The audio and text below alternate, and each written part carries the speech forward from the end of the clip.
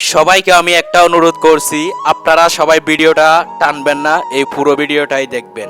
একটি ছোট্ট ছেলে অনাথ আশ্রমে বেড়ে উঠেছিল।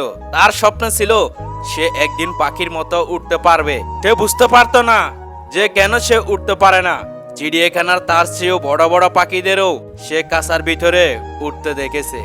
সে মনে মনে ভাবতো, আমি কেন পারি না? আমার কি তাহলে কোনো সমস্যা আছে?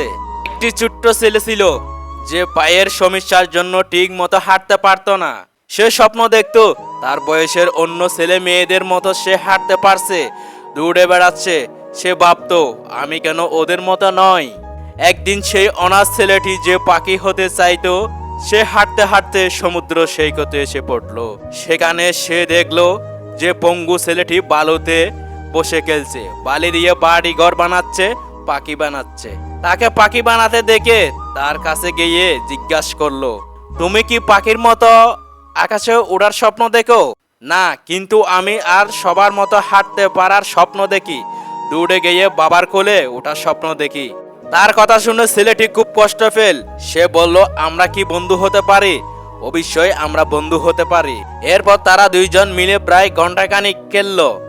তারা মাটির প্রাসাদ বানালো, পাখি বানালো, দুইজন মিলে অদ্ভুত অদ্ভুত শব্দ করলো। এক সময় পঙ্গু ছেলেটির বাবা হুইল চেয়ার নিয়ে ছেলেটিকে নিতে এলো। সে ছেলেটি পাখির মতো উঠতে চাইতো। সে পঙ্গু ছেলেটির বাবার কানে কানে কিছু একটা বলল। উত্তরে তিনি বললেন, ঠিক আছে, আমার কোনো আপত্তি নেই। ছেলেটি তখন তার পঙ্গু বন্ধুকে বলল, তুমি আমার একমাত্র বন্ধু। আমি যদি কিছু করতে পারতাম যাতে তুমি আর সবার মতো হাঁটতে আর দৌড়াতে পারো, তাহলে আমি খুব খুশি হতাম। কিন্তু আমি তো তা পারি না, কিন্তু আমি কিছু একটা করতে চাই।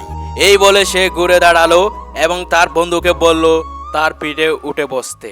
সে উঠে বসলে ছেলেটি বালুর উপর দিয়ে ধীরে ধীরে দৌড়াতে শুরু করলো।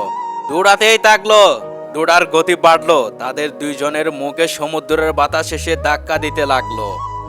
দূর থেকে এই দৃশ্য দেখে তার বাবা চোখের পানি আটকে রাখতে পারলো না।